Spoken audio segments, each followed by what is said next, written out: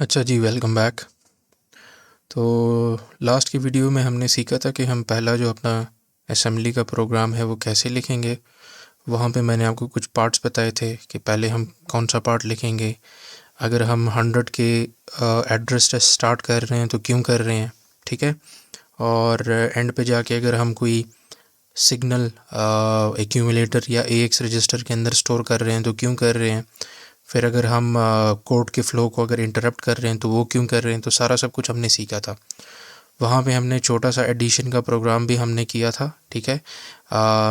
सामने अगर स्क्रीन पे देखें तो ए एक्स के अंदर हमने 5 स्टोर किया था, बी एक्स के अंदर हमने 6 को स्टोर किया था, और फिर ए एक्स बी एक्स दोनों को हमने ऐड किया था, और जो रिज़ल्ट हमारे पास आ रहा था उस रिज़ल्ट को हमने ए एक्स के अंदर स्टोर किया था। तो ये हमारा लास्ट टाइम का जो था रिकैप था, समरी थी। आज थोड़ा सा एक डिफरेंट चीज़ करेंगे, थोड़ा सा काइंड ऑफ थ्योरी के अंदर जाएंगे, और इसको ऐसा समझे कि ये बहुत ही इम्पोर्टेंट टॉपिक है। और इस टॉपिक को करने के बाद हम होपफुली नेक्स्ट वीडियो के अंदर हम देखेंगे कि किस तरह से अगर हमारा कोड है उसको हम मशीन लैंग्वेज में, बाइनरी में हम ट्रांसलेट कर सकते हैं। तो उस ट्रांसलेशन से पहले ये वाला जो कंसेप्ट है जो आज की वीडियो में हम डिस्कस करेंगे, इट्स वेरी इम्पोर्टेंट, ज़रूरी है और करना पड़ेगा, ठीक है। तो उसको स्टार्ट करते हैं।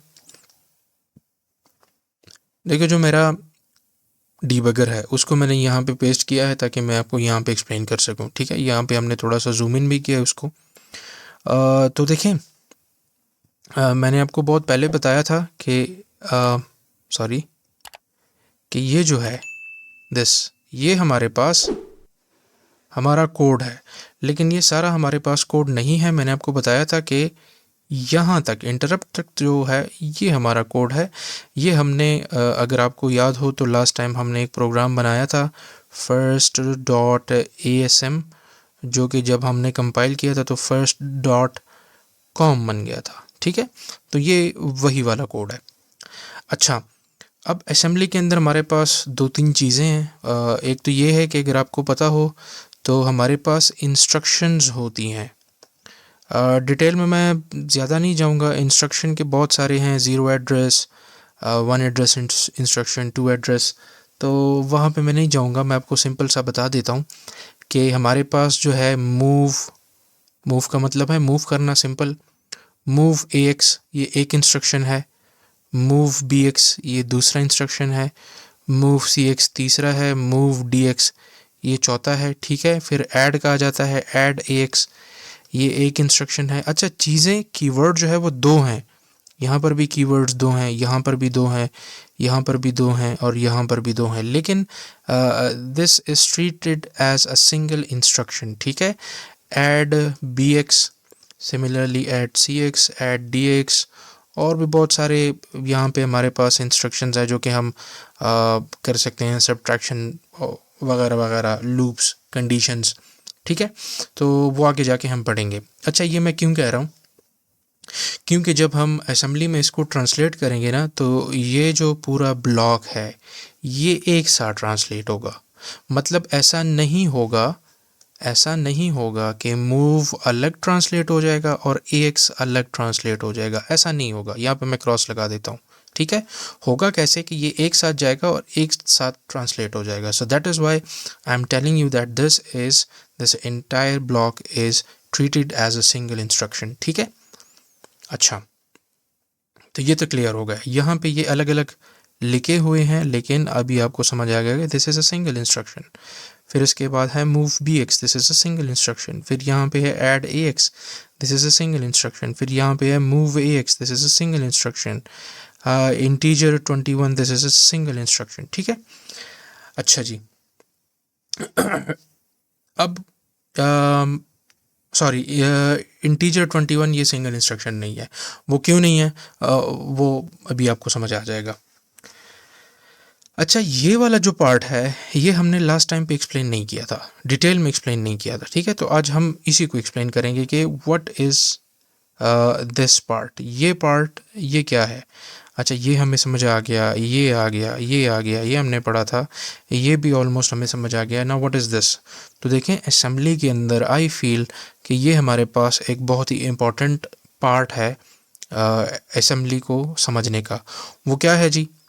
वो ये है कि जो हमारा ये वाला इंस्ट्रक्शन था, ये पहला वाला, जब हमने इसको लोड किया था तो आपको याद होगा हमने प्रोग्राम के अंदर लिखा था ORG0x100 कि प्रोग्राम को आपने स्टार्ट करना है 100 वाले एड्रेस पे, ठीक है, यहाँ पे ओरिजिनेट करना है। तो इसका एड्रेस बाय डिफ़ॉल्ट क्या बन गया? वो 100 बन गया। So this is the starting address, ठीक है।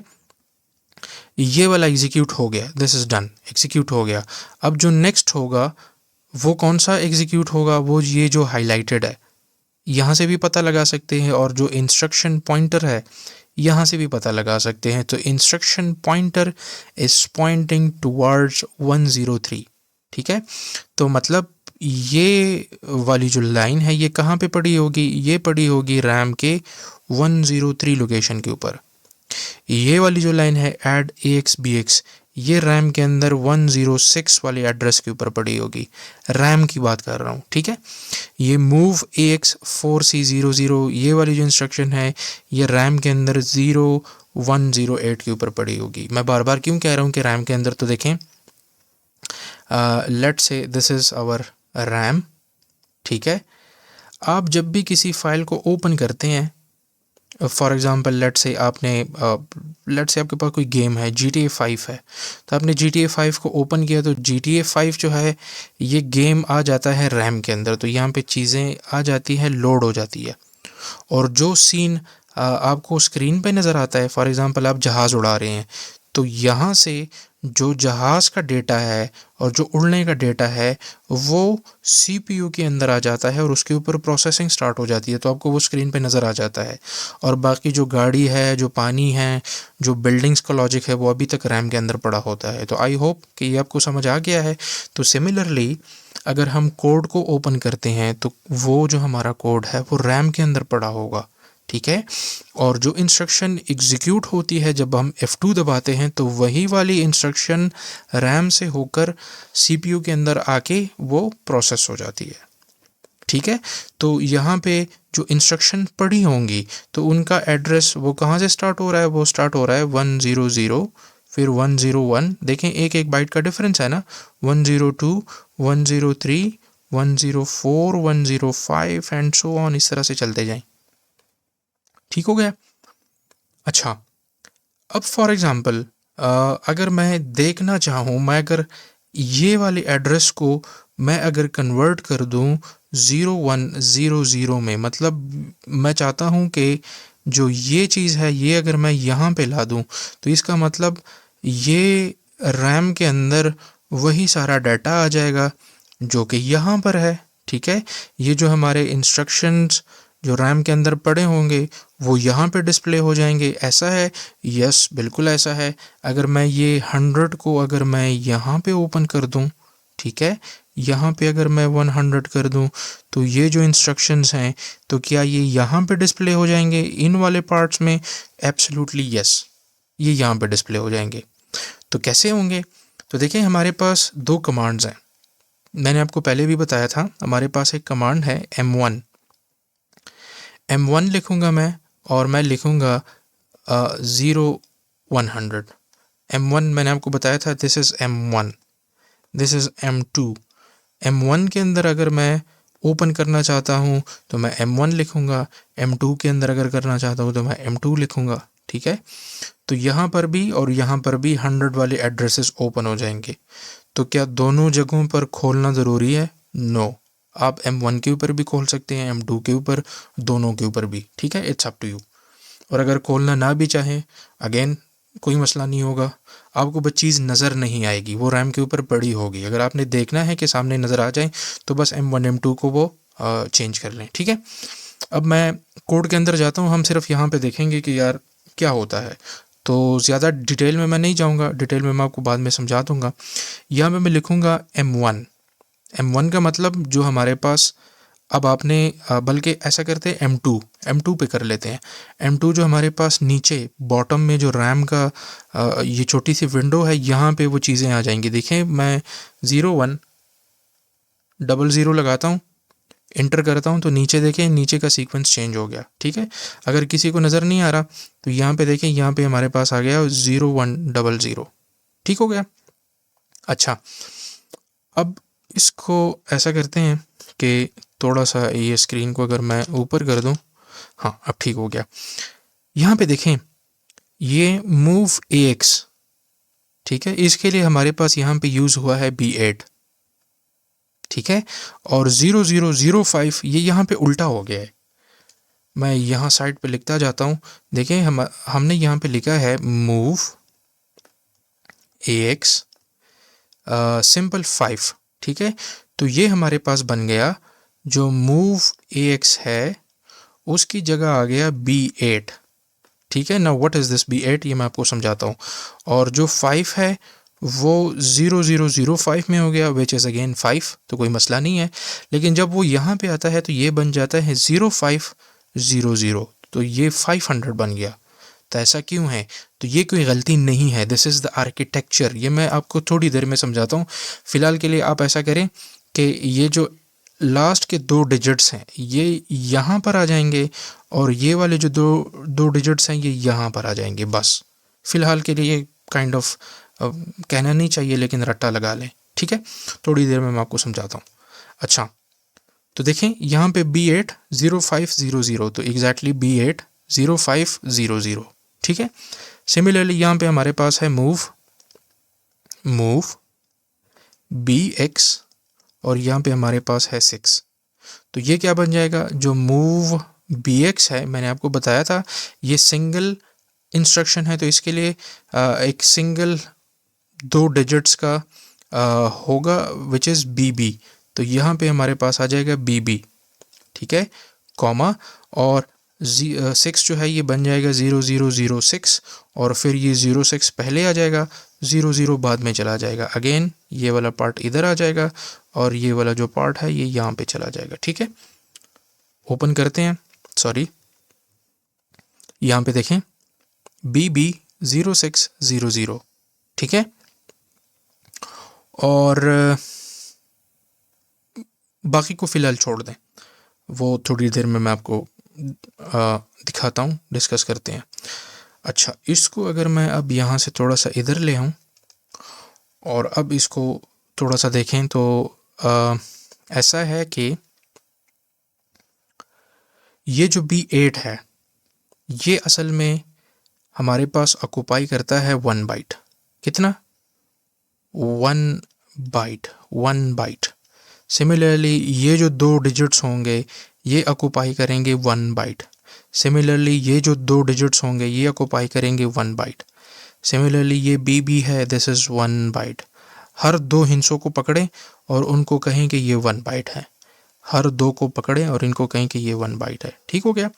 अच्छा, हमारा प्रोग्राम स्टार्ट हो रहा है 0100 से रैम के ऊपर, फिर आएगा 0101, फिर आएगा 0102, फिर आएगा 0103, फिर आएगा 04, फिर आएगा 05, फिर आएगा 06, फिर 07, 08, 09 और 0A, because this is hexadecimal and so on. ठीक है, और इसको मैं यहाँ पे थोड़े से इसके छोटे छोटे से ब्लॉक्स बना लेता हूँ ताकि हमें समझ में आ जाए कि हाँ दिस इज़ रैम, ये हमारे पास मेमोरी है। ठीक है। अच्छा, ये जो हमारा B8 है ये यहाँ पर आ जाएगा। ठीक है, दिस इज़ 1 बाइट। ठीक है, और ये भी एक ही बाइट को रिप्रेजेंट कर रहा है। तो देखें ये जो B8 होगा, बल्कि इसको थोड़ा सा स्किप करते हैं, मैं आपको थोड़ी देर में समझाता हूँ। B8 के बाद हमारे पास आता है दूसरा बाइट जो कि है 05, तो यहाँ पे आ जाएगा 05। 05 के बाद हमारे पास है 00 जो कि यहाँ पे आ जाएगा 00। 00 के बाद है BB, तो BB यहाँ पर आ जाएगा BB। BB के बाद है 06, तो 06 यहाँ पे आ जाएगा। 00 तो 00 यहाँ पे आ जाएगा, एंड सो ऑन, ये ऐसे चलता जाएगा। ठीक है, अब इसको ओपन कर लेते हैं और अब देखें, अब आपको समझ में आ जाएगा कि ये जो मैंने इतनी बड़ी कहानी बताई है इसका क्या मतलब था। देखें, ये जो B8 है ये पड़ा है 100 के ऊपर, ये जो 05 है ये पड़ा है 101 के ऊपर, ठीक है, इधर से भी नज़र आ रहा है। ये जो लास्ट का 00 है ये पड़ा है 102 के ऊपर।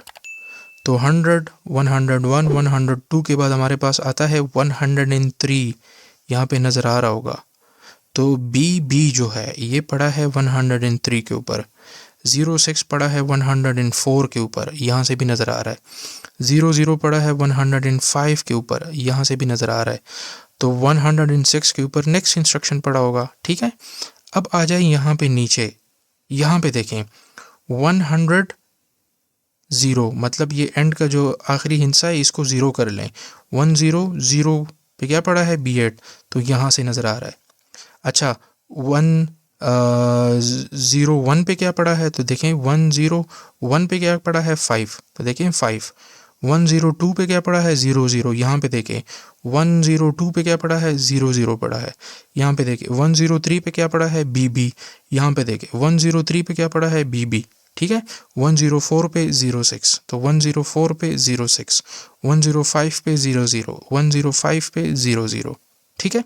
इसको आप यहाँ पे ओपन करेंगे, यहाँ पे ओपन करेंगे, खुद बनाएंगे, कैलकुलेट करेंगे, यहाँ से आइडिया लगाएंगे, चीज़ एक ही आएगी, कोई मिस्टेक नहीं होगा।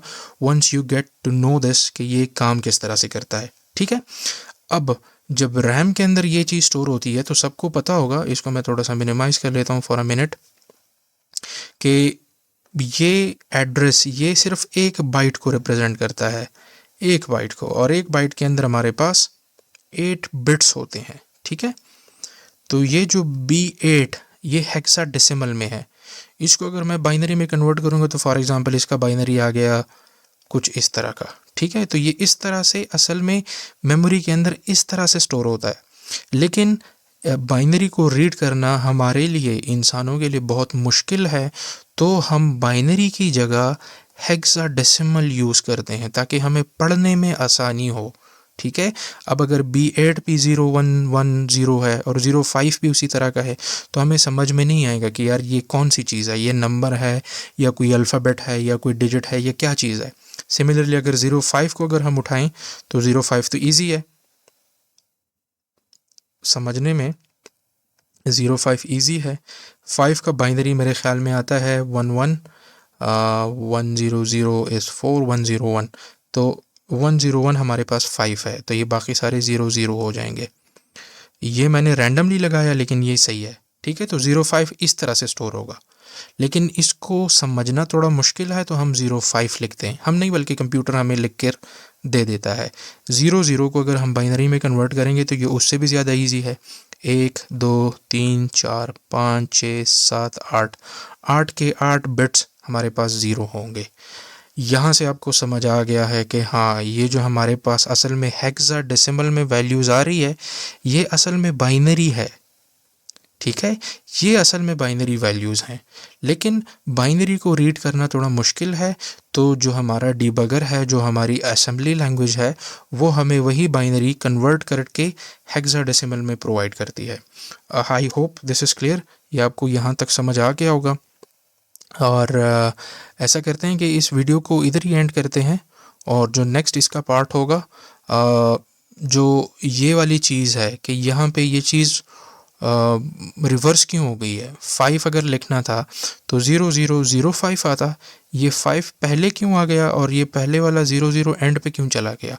तो नेक्स्ट वीडियो में हम यही सीखेंगे और इस आर्किटेक्चर को समझने की कोशिश करेंगे कैसा क्यों है। एक वीडियो में मैं इस वजह से नहीं कर रहा कि वो फिर बहुत ज़्यादा सारी चीज़ें अगर एक जगह पे आ जाती हैं तो थोड़ी सी कम्प्लेक्सिटीज़ बढ़ जाती हैं, ठीक है। तो इधर ही एंड करते हैं, मिलते हैं नेक्स्ट वीडियो में, तब तक के लिए अल्लाह हाफ़िज़।